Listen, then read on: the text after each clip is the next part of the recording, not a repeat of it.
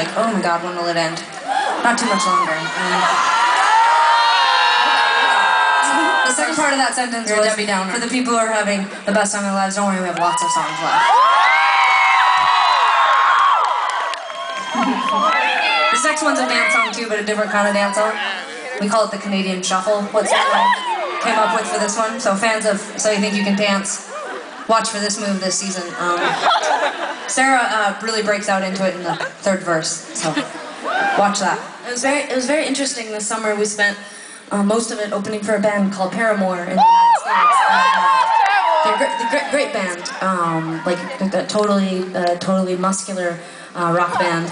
You know, not literally muscular, like they're actually kind of like, you know, like I'm little and they're little and it's fine. But anyways, when I meant more like muscular, like as in like rock. But anyways, I hate myself. Okay, so here we go. Anyways, they were so great, but and their audience was so great, and for the most part, I really felt like they totally liked me and Tegan. But coincidentally, at the time when we started the Paramore tour, I went through a phase of watching movies that I really liked from the early '90s, and one of the movies that I was watching was Ghost with I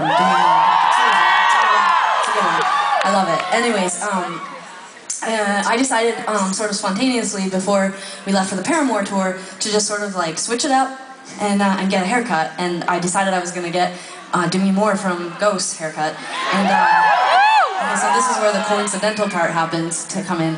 Well, we got out on the Paramore tour and we were playing, you know, in places like Delaware, and we played in places like well, St. Augustine, Florida, and like stuff like that. So like really like places, like what I'm trying to say is that they thought I was Justin Bieber / really 12-year-old boy on tour with Tegan, and so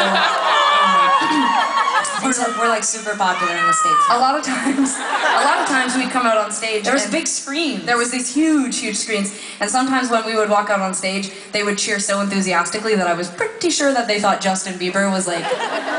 You guys are hardly laughing. It's no, they're laughing. You can't hear because you have those things in your ears. Right. They're hysterical. Give some time to think about it.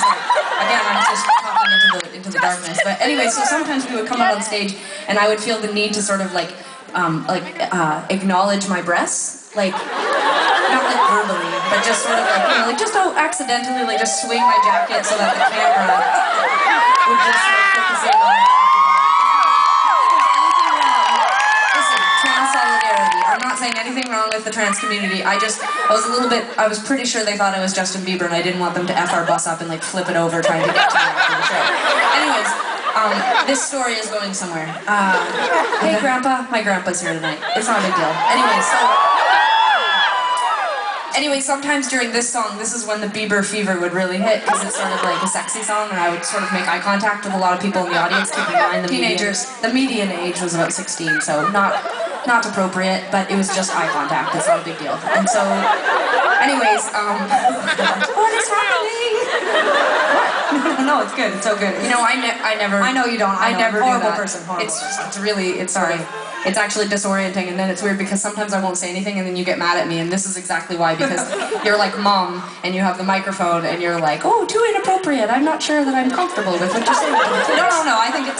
I take it back. You do take it back? I think you should keep talking about the 16-year-olds. Yeah, totally. I wasn't attracted to the 16-year-olds. There's nothing wrong with being 16. You're not actually just beautiful. You're beautiful, just like Christina Aguilera says. I'm just saying that I was trying to make intense eyes with the audience, and they just happened to be 16. If they had been 85 and it was like a snowbird conference in Florida, I would have done the same. That's what I'm saying. If it had been 85-year-olds, eye contact. 16, eye contact. You, a mixture of ages, are about to get some serious eye contact.